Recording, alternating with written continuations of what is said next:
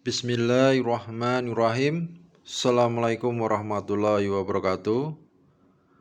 Konten kali ini saya akan membahas tentang isu koil panas ya. Jadi di depan saya ada koil tipe kering, ini pendinginan angin, dan koil tipe basah, ini pendinginan oli. Di dalam sini ada olinya. Kalau kering nggak ada ya. Ini sama-sama perangkat lilitan ya. Jadi dari pabriknya itu arus 12 volt masuk ke koil jadi 20.000 volt sampai 25.000 volt. Kejadiannya itu seringnya ketika kita berjalan pakai mobil, ini mobil ya, koil mobil semua. Kemudian mobil kita matikan, kemudian kita starter lagi, tidak bisa. Nah, yang kita cek pertama itu koilnya, kita pegang dulu. Koil kita pegang, jika tidak bisa dipegang karena saking panasnya, berarti kita harus nunggu dingin. Mobil mogok, ketika perjalanan, kita cek koilnya panas, jangan di starter lagi. Jadi kita harus nunggu koilnya dingin. Jika kita starter terus, kabel bisa meleleh, kemudian aki juga habis. Nanti saya bahas 3 solusinya. Berdasarkan pengalaman saya ya, 3 solusinya. Jadi ketika kejadian mobil mogok, kita pegang dulu koil. Jika dirasakan panas sekali, jangan di starter mobilnya, ditunggu koilnya dingin. Kemudian jika sudah dingin, baru kita starter mobilnya. Kejadian ini seringnya itu perjalanan ketika kita siang hari. Siang hari, paginya itu mobil enak banget starter. Kemudian jalan beberapa puluh kilometer, ketika kita berhenti, mobil di starter susah karena koilnya panas. Koil ini bekerja pada arus 12 volt ya, dari aki ya. Ini 12 volt sebenarnya. Jadi kejadiannya mogok ini seringnya malam. Maaf ya, penjelasan saya ini panjang. Kejadian mogok ini seringnya siang maksud saya. Siang. Tapi kalau perjalanan malam tidak bermasalah. Nah, ini saya pelajari. Ternyata ketika siang hari, arus alternator yang 13 volt sampai 14 volt itu ikut masuk ke koil untuk tipe-tipe mobil tua. Harusnya dia bekerja di 12 volt, karena siang hari tidak menggunakan lampu, 13 volt ini, 14 volt ini masuk ke sini sehingga panas. Nah, solusi yang pertama saya gunakan untuk koil panas ini. Saya ketika mengendarai siang hari, saya gunakan lampu kota. Jadi alternator ini bekerja di 13 ke bawah, 12 ke atas. Koil aman ya. Karena dia kerjanya di 12 volt. Kalau kita tidak menggunakan lampu kota, alternator 13 sampai 14. Koil kena imbasnya. Ini menurut saya tidak menggurui, menurut saya pengalaman saya. Jadi sekarang saya pagi, siang, sore, malam, kalau mengendarai mobil, saya gunakan lampu kota, biar koilnya tetap hangat. Ini cara yang pertama. Cara yang kedua, sahabat subscriber bisa menggunakan resistor. Ini penurun tegangan atau arus hambatan. Tapi kalau menggunakan ini ada positif dan negatifnya ya.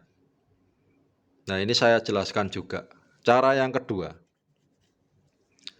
Ketika koil menggunakan resistor, jadi sahabat subscriber juga bisa melihat di sini ada koil yang sudah ada resistornya. Jika tidak ada resistornya, beli saja, ini ada.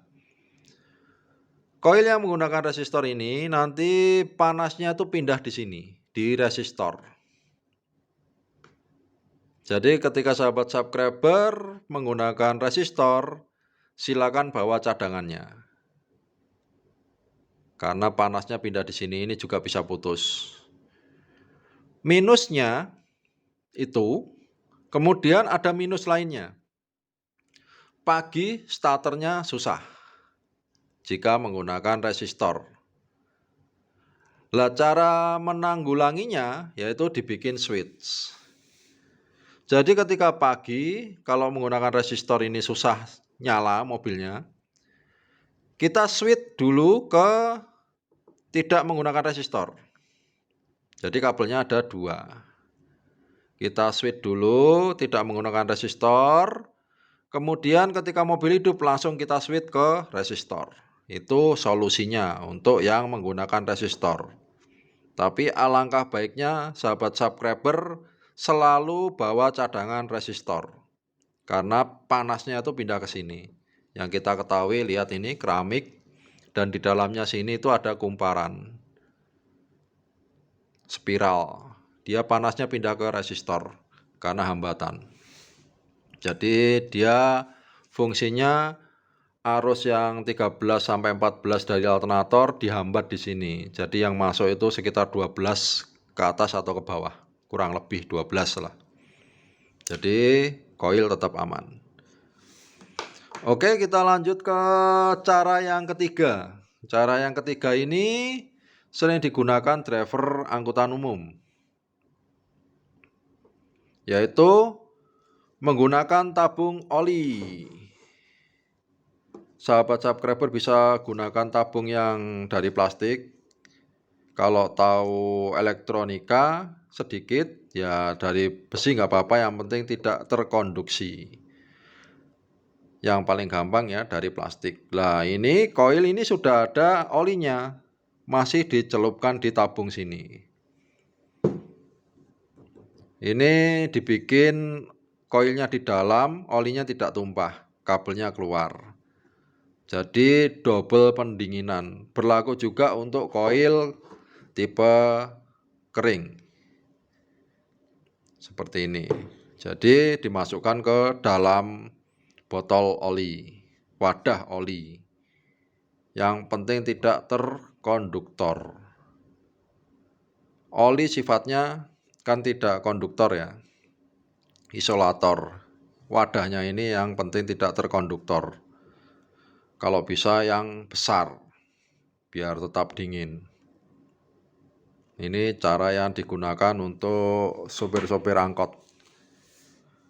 Alangkah lebih baiknya lagi, 3 cara tadi digunakan semua. Jadi cara berkendara pagi, siang, sore, malam itu pakai lampu kota. Kedua pakai resistor.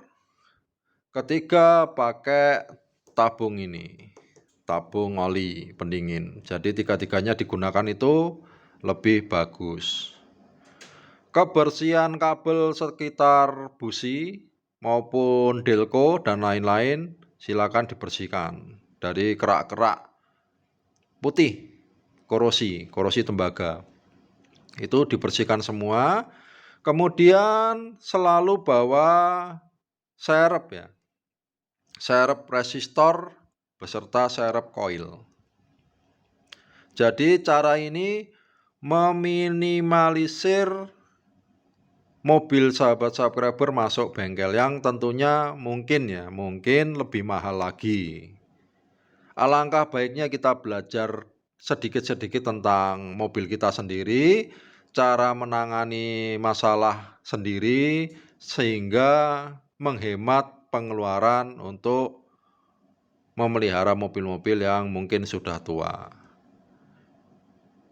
Oke, begitu aja dari saya. Semoga bermanfaat. Tetap semangat, tetap jaga kesehatan. Wassalamualaikum warahmatullahi wabarakatuh. Jangan lupa subscribe, like, komen, dan share. Dukung terus channel saya. Semoga sehat selalu. Terima kasih.